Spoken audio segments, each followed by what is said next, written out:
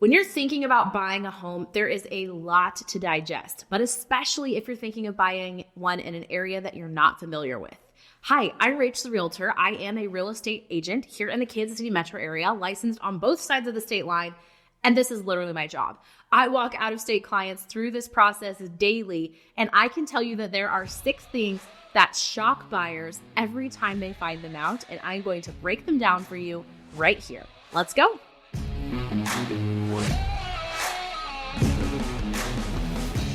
The first thing that tends to shock home buyers in Kansas City is radon and the concept of radon. Now, this depends on where in the country they're coming from, but if they either look at me like, what is radon? I've never heard that word before in my life, or they go, oh yeah, my last house had radon.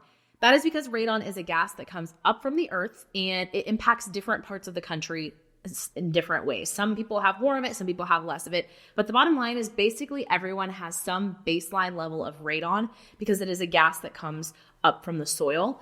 Different areas have higher density of it. And so that's what we're testing for when we do a radon test as a part of an inspection in a home.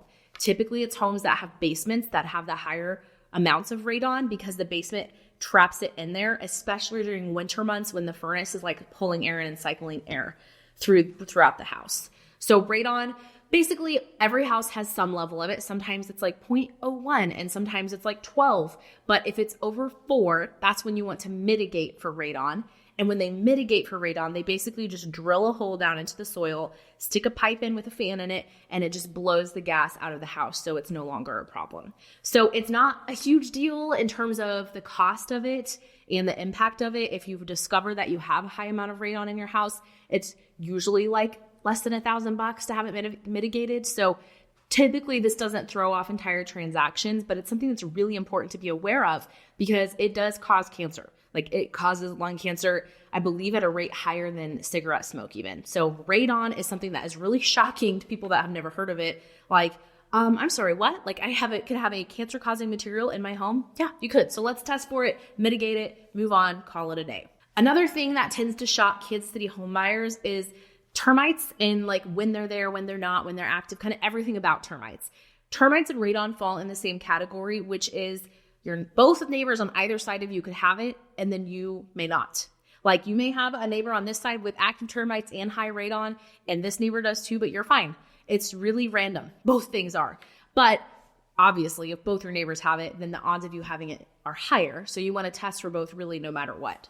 Termites can be shocking because they can hide beneath the surface of the home and you really don't even know that they're there. They are chewing away, and without a trained eye, you wouldn't see them or hear them or know about it until it's way too late. I've heard of houses in Kansas City that have had to like literally tear off all the siding to get in there and fix all the wood that they've chewed up. So like radon, termites are pretty easily identifiable by the trained eye. So you want to have a professional check your home for termites before you purchase it. And then once you own a home, it's really smart to have it treated regularly or at least have someone come look at it regularly to see if they see any signs of termites. Because like radon, it's not expensive to do preventative treatments. It's really not expensive to do treatments of even live termites. But what's expensive is if they've been chewing away for a long time and you didn't know, and then suddenly you have to basically rebuild the structure of your house. Another thing that I think is shocking to a lot of Kansas City home buyers and homeowners for that matter, people that have owned their homes for a number of years, don't even realize how important and costly their sewer line can be. Your sewer line runs from your house to the city main. And I don't know about other parts of the country, but in Kansas City, at least, in every municipality that I'm familiar with, the homeowner is responsible for the line from the house all the way up to the city main, which can literally be hundreds of feet. It is a long pipe, and a lot can go wrong over that stretch of pipe. It can sag because the earth shifts in the earth. It can get tree roots like penetrating into it and then blocking it. It can crumble. It can get clogged from stuff that goes down the toilet. A lot of things can go wrong. And when that goes wrong, water, and not just any water, sewage water can back up into your home. So of course you immediately think, oh my gosh, like what's wrong with this city utility? But you are actually responsible with it up to where it connects to the city main. So sewer line is a huge deal that a lot of people don't know much about when they enter their home buying journey and even a home ownership journey. In Kansas City, our oldest homes are typically on clay pipes, which is homes that are, 75 50 years or older have the clay pipes, and those are the most at risk for problems. So if you have an older home, especially, you want to take a look at that and make sure that you are not just sitting there waiting for sewage to flood into your basement. But finding that out is shocking to a lot of Kansas City home buyers because they know to be wary about cracks in the foundation, but they don't realize that sewer lines actually can be even more costly than foundation issues. So really important to take a look at that as you are kind of inspecting a home to see if it's the one that you want to purchase. This is a positive thing that shocks some Kansas City home buyers, and that is that there is a loan called the USDA loan where you do not have to put a down payment down, and that impacts parts of the metro. It's designed for like agricultural communities, but there are smaller towns, you know, most of them are quite a bit smaller, but that are still within 30 minutes of downtown Kansas City where you can actually qualify for a USDA loan and have a $0 down payment when you purchase a home. Super cool.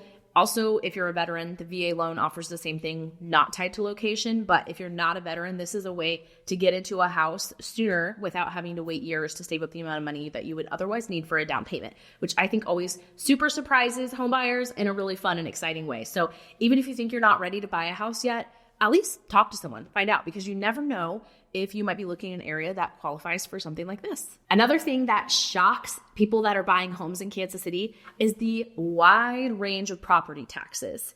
You could be buying a $350,000 house in 3 different spots, and your taxes could vary by literally thousands of dollars. And when you divide that out over 12 and apply it to your payment, it really impacts the amount of house that you can afford and how much you're spending on the same house, basically. The taxes really are dictated by the county here. So it depends on which county you're in and which school district you're in, how high your taxes, what your property's assessed at. So that is something that's really important to keep an eye on as you're looking at houses, especially if you're looking at a broad scope and you're kind of like, I'll move anywhere in the Kansas City metro. You want to look at those taxes, even if you're looking at all houses that are priced the same. The taxes can impact your payment amount quite a bit. So that is shocking for people that live in areas that have a more consistent tax base across the board. That's just not the case here in Kansas City. So definitely something to keep an eye on. The last thing that tends to shock Kansas City home buyers is the wide range of homeowners associations, and their dues and their fees can range super dramatically. I've seen them as low as like $10 a year and as high as like, I'm trying to think what the highest one I've seen, a couple $1,000s a year, really. So it can vary a lot. Then they also vary a lot in what they cover, what you get from the homeowners association. Sometimes you get nothing. Sometimes your fee pays for a sign, maybe. Sometimes your HOA dues might pay for snow removal, trash, water. It can vary a lot. If you're in a condo building, a townhome, anything that has like shared walls, the HOAs tend to cover some of the actual structure of the building, more landscaping, that kind of thing. And then the other thing that can vary a lot with the HOAs is kind of how picky they are and like the rules that they enforce.